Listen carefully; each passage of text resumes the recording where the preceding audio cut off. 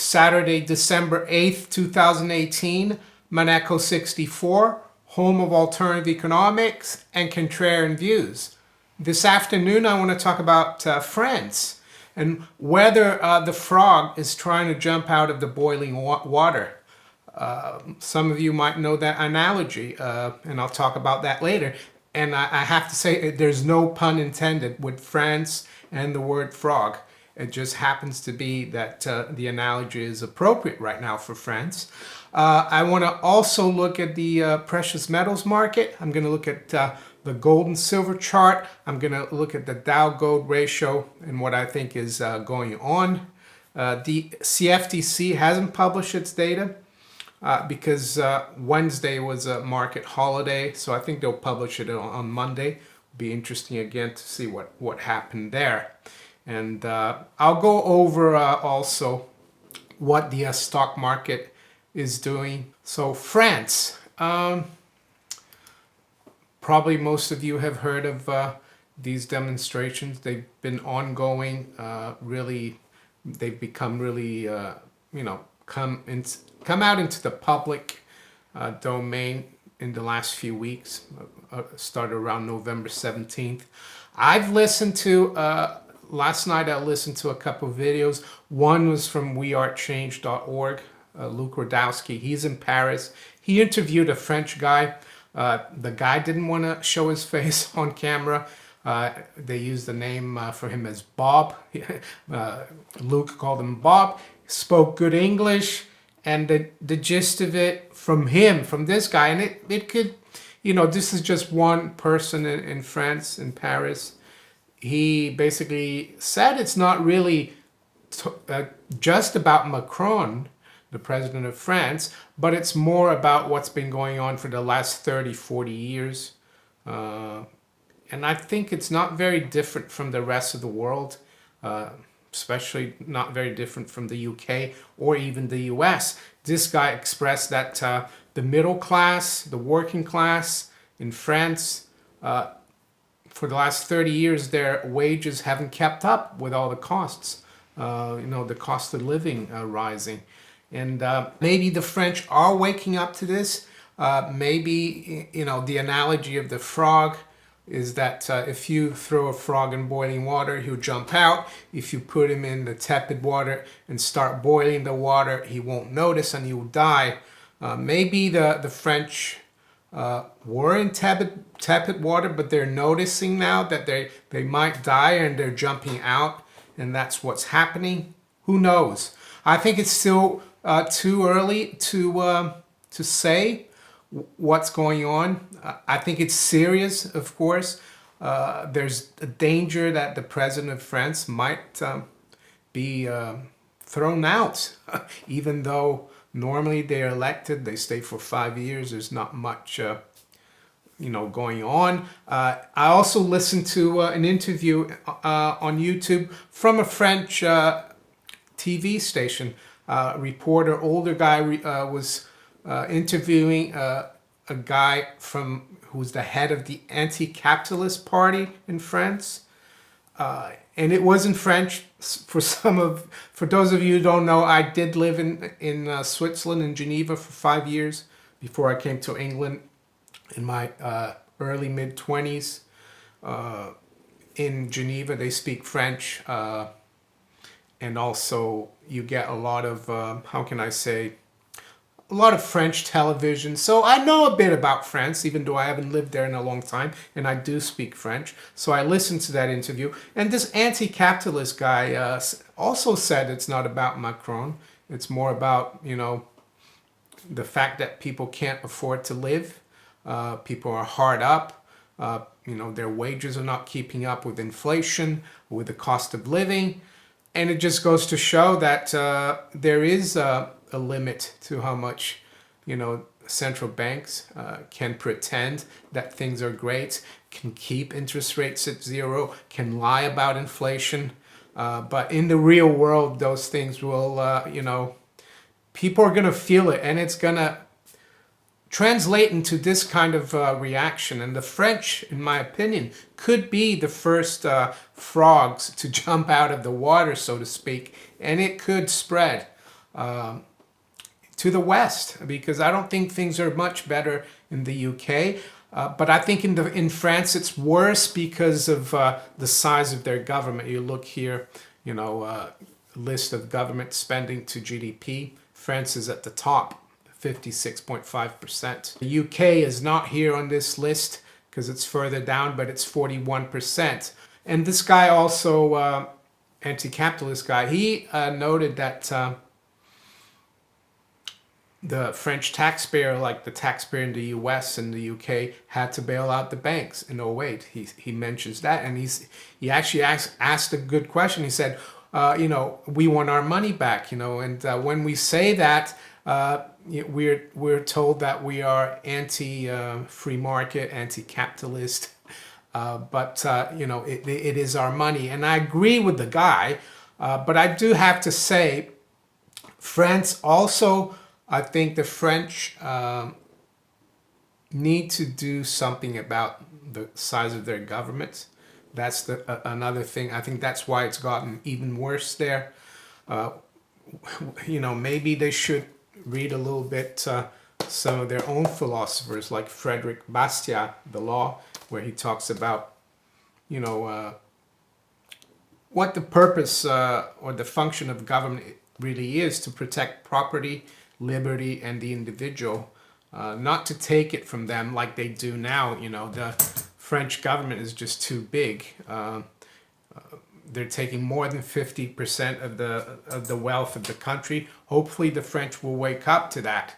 So today, I've been watching a little bit, some footage from LeFigaro.fr. Le Figaro is like a very mainstream newspaper in France. It's like the New York Times or the Times of London. But I wanted to listen to what people were saying, and they had a camera at the demonstration, and I've taken some photos here to show you, and I also recorded a little bit of the demonstration, and I'll play it in a minute. So first photo here just shows you how the demonstrators are like damaging the sidewalk or pavement to use it as projectiles to throw at the police. What's the second picture here? Hey, this is the reporter for Le Figaro. He has to wear a helmet and a ski goggle because the police is using tear gas. The demonstrators are, you know, throwing explosives, maybe Molotov cocktails. This picture here just shows you, you know, how the chaos or mayhem in Paris. There's another one here. There's another one. You see all the pieces from the pavement. They're using that as, you know, projectiles thrown at the police. You can see that tree there in the middle of towards the right of the picture. There's like a tank going by, so they even have tanks in the streets of Paris. And then I actually joined the chat, but I found it interesting. This guy here, Marcel May, he says Macron should resign. Even in the North African countries, a leader that produces this kind of, you know, event would resign. So that's Marcel May. The other thing, though, that I found interesting, and it's got to do with global warming, climate change. I didn't know, but today is supposed to be a World Day for Climate Change demonstration. And they're actually holding it in Paris. So when I was listening to the Figaro websites to their show, they switched from the, you know, these massive demonstrations, you know, violent demonstrations, to this climate change. They call it the demonstration of the climate in French, and it's been held in Paris. So they switched the footage over to them, and it just felt really weird. And you can see here, these people are on the other side of Paris or wherever. They're, you know, they're not near the yellow vests, but they're demonstrating for climate change. There they are, and they even have people from the yellow vest demonstration, you know, doing this climate change demonstration. To me, it seems like a cognitive dissonance. You know, they're very confused, the French, because one thing I've said in the past, and I'll put 4 videos up in the card in the description below about climate change and the globalist, that it's an agenda that was started out in the 70s and 80s by Edmund de Rothschild, by the UN, to bring about Agenda 21, to make the West poorer and, you know, equalize wealth and income throughout the world. And they were going to use the excuse of global warming. Well, the world's not warming that much, so they've changed it to climate change. So it's amazing that they're protesting about the fuel tax because of climate change duties in France. It looks like they're sick and tired of globalism, but at the same time, they're demonstrating for, you know, in favor of climate change and you know, and this religion, in my opinion. Am I against taking good care of the environment? No, definitely not. But I definitely think this global warming, environmentalist, climate change thing is a religion, and it's actually brought about by the same people who a lot of these yellow vests are protesting, the globalists, the Macrons, the Rothschilds. So there's a lot of cognitive dissonance there, in my opinion. So now I'll play this clip here from Le Figaro. I actually recorded it on my phone from my computer, so you can listen to and see how things really are in Paris.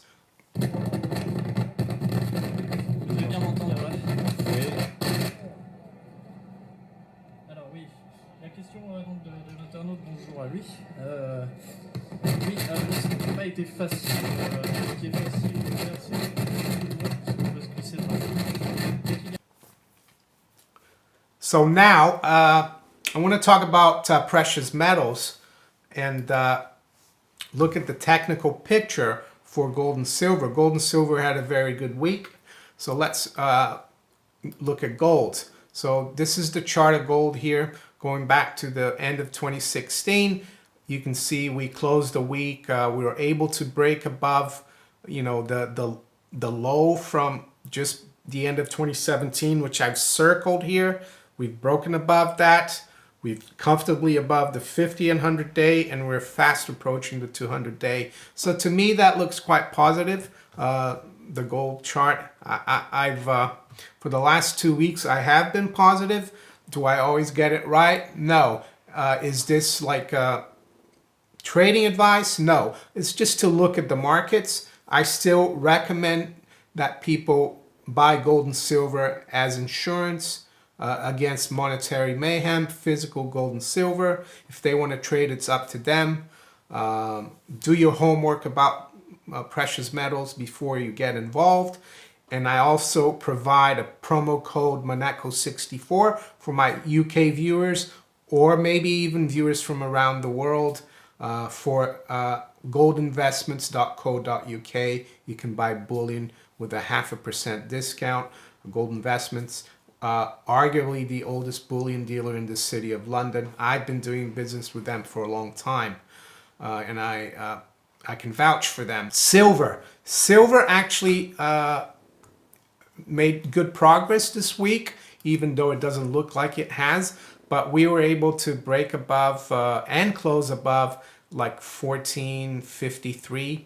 I circled there. That was an old high that we needed to get back above to start moving higher. So you can see here that since the low on the 14th of November, we're making higher highs and higher lows. We also closed above the 50-day and above the 100-day. we closed at 1462, as you can see there, or 1461.6, and the 100-day, the 100-day was at 1458. So this is the spot price, not futures. Now let's look at the Dow Gold ratio. Instead of looking at the indices, I think it's better to look at this because it's the Dow in real money, so to speak.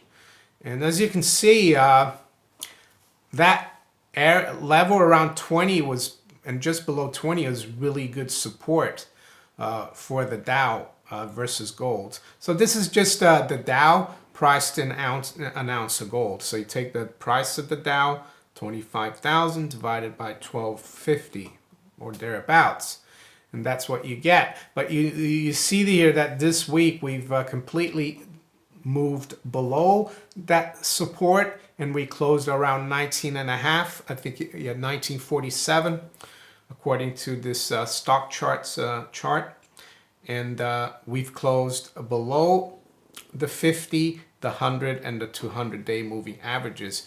And you can see here also the 50-day moving average is moved below the 100-day, so that's not positive. That shows to me that gold should continue to outperform the Dow. Does that mean the Dow's going to drop in dollar terms? Not necessarily, but versus real money, I think it will. And just another look at the Dow Gold ratio. This is more long term, since 1900, from Bullion Vault, this chart. And you can see that at the end of cycles, you see this ratio gets very near 1 back in the early 30s. You know, after the 1920s boom, the market crashed, and then it, the cycle washed out almost near 1, and then it took, back into the mid 60s. Paper assets, people had more confidence in paper assets, then that confidence went down the tubes. And in 1980, that ratio was again near 1. I think gold was 887, the Dow was around 850, the low. And then we've had, from 1980 to 2000, a massive rise in the value of paper assets and the Dow relative to gold. We got up above 40, and you can see here that that ratio was dropping very sharply, and all of a sudden it rebounded. And I think that was because of all the unconventional monetary policy, all the QE, money printing, Operation Twist, zero interest rates. So we've seen a counter trend rally in paper assets, but I think now dropping below 20, this is not an updated chart, but you can see how there's a lot of room for the gold to outperform paper assets, especially the Dow. Are we going to go back to 1-to-1? It's possible. And at what price? I don't know. It could be at 10,000. It could be at 2,000. It could be anywhere, or it could be at 20,000. We'll have to wait and see. But I think there will be rebalancing of the system. And I've said before in videos before, that's when that the reset will have occurred, and paper assets are, at bargain basement prices. Now the stock market, the Dow finished down 558, S&P 63 points, NASDAQ 219. Just wanted to show you here the performance for the major world indices. The Dow now is down 1.34% year to date, S&P 1.52, NASDAQ just up under 1%. But look at the rest of the world. Everything's in the red, except like the Bovespa in Brazil. Everything's red. The yield curve, just to finish off here, U.S. yield curve. You can see here the 2-year settled at 2.719. The 5-year is at 2.70. So there's an inversion there from 2s to 5 year. The 10-year is still at 2.858. Someone asked me yesterday in the live stream, when will the 2s and 10s invert? Difficult to say. It could happen fairly soon if the stock market continues to really move lower, but it could take a while. We'll have to keep an eye on it. There you go. So, situation in France, my honest opinion is that it's not good, but I don't want to jump the gun and say, oh, this is it. You know, this is going to spread. This is the black swan. We need a bit more time. Precious metals, I think, yeah, they're looking good, especially gold versus, paper assets or the Dow in particular. The gold-silver ratio is still fairly high, but silver looks like it's recovering well and has good potential. If you enjoyed this video, please hit the like button, subscribe to my channel if you haven't yet. You can also follow me on Steemit, DTube, and on Twitter. I wish you all a great rest of the weekend, and I'll talk to you later. Take care. Bye.